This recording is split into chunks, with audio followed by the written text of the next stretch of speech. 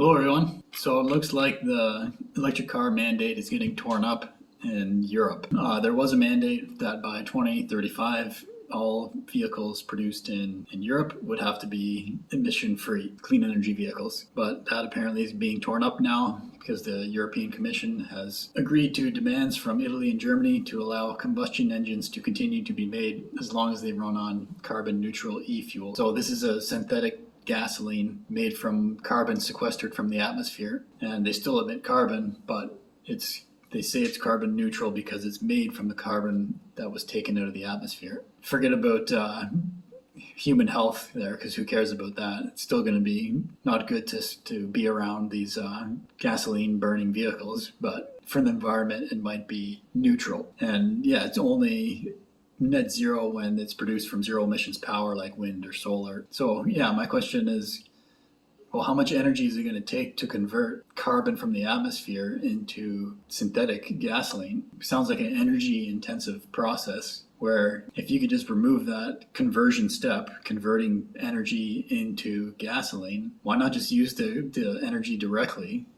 in a electrically powered vehicle, battery powered vehicle? No conversion, because whenever you convert an energy, there's losses, and that means it's going to be expensive. And yeah, they're saying in this article that current production cost at the pilot plant is $45 per gallon, roughly times 4 that for us Canadians per liter. That's like $180. Well, that's probably US, so converted to Canadians, $200 a liter to currently make this fuel. But obviously they hope to get that down to $8 by 2026.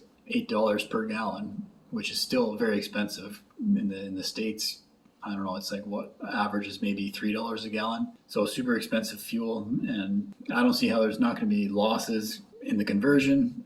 There will be losses in converting from electricity or whatever you need to convert this carbon, capture the carbon, and then create this clean gasoline, which is not clean. It's still just as dirty. It's just made in a manner that captures the carbon from the atmosphere and then it puts it back. But still, don't park in your garage and shut the door and breathe, because you'll still die. Get all the nitrous oxide and all that good stuff that causes cancer in humans.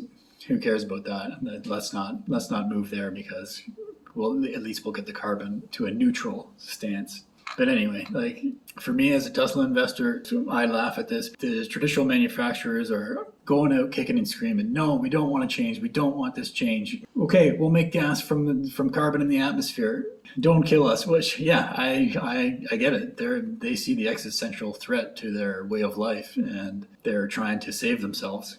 I think they're making the wrong choice, and this is just going to slow them down. And be like, oh, okay, we can still make our combustion engine. And meanwhile, Tesla is just going to keep making the electric vehicle cheaper and cheaper and cheaper. I believe it's going to be, yeah, okay, if you want oil changes and you want a car that's more of a pain in the butt to maintain, go for it. Take the internal combustion vehicle that runs on gasoline that's made from the atmosphere. I think as time goes on, the market's going to see, customers in general will see, their neighbor's going to have an electric vehicle, and they're going to see, oh, you don't have to do oil changes. Oh, you have way less maintenance. Oh, your cost of ownership is way less than an internal combustion vehicle. Are they really going to cling to their old ways of the gas vehicle when there's so many benefits and it's going to be so much cheaper? I don't know. So yeah, for me, this is just good news for Tesla. They're already showing that they can outcompete. So this rule change in Europe just allows the traditional automotive makers to